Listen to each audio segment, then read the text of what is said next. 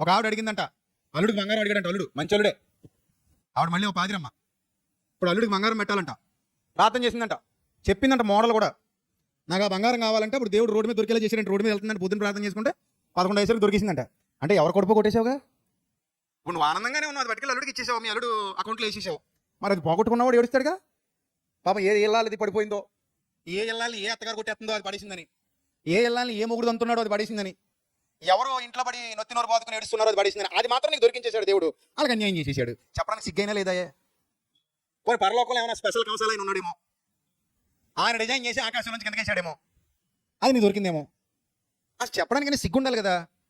కష్టపడి సంపాదించుకున్నాను, నా దేవుడు నాకు సాయం చేశాడు, నా పనుల్లో కలిసి వచ్చింది, నా వ్యాపారంలో కలిసి వచ్చింది, ఉద్యోగంలో కలిసి వచ్చింది, ఎప్పటి నుంచో అది మెళ్ళ వేసి తిరుగుదాం అనుకుంటున్నాను, ఇన్నాళ్ళకి దేవుడు నాకు సహాయం చేశాడు, అది కొనుక్కున్నాను, మెళ్ళ వేసి ఊరేగుతున్నాను, అది బాగుంది పోనాలి చెప్పు, గౌరవంగా ఉంది చెప్పుకోవడం అంతేనా?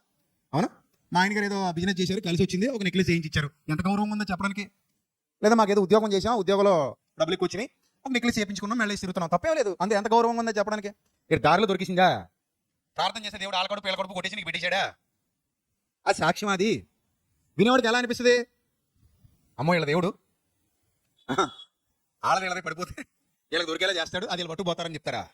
మరి అలా అయితే ఆయన నీతిమంతుల మీద అనీతిమంతుల మీద వర్షం కురిపిస్తున్నాడు, మంచివారి మీద చెడ్డవారి మీద సూర్యుని ఉదయింపజేస్తున్నాడు, అందరినీ సమానంగా చూస్తున్నాడు. ఒక్కడే కన్న తండ్రి, ఆయనకి భేదం లేదు, పక్షపాతం లేకుండా క్రియలను బట్టి తీర్పు తీర్చేవాడు మన కన్న తండ్రి. ఇంత చక్కగా వాక్యం సెలవిస్తుంటే మనం ఏం చెప్తున్నాం, ఏం అర్థం చేసుకుంటున్నాం దైవ గ్రంథాన్ని?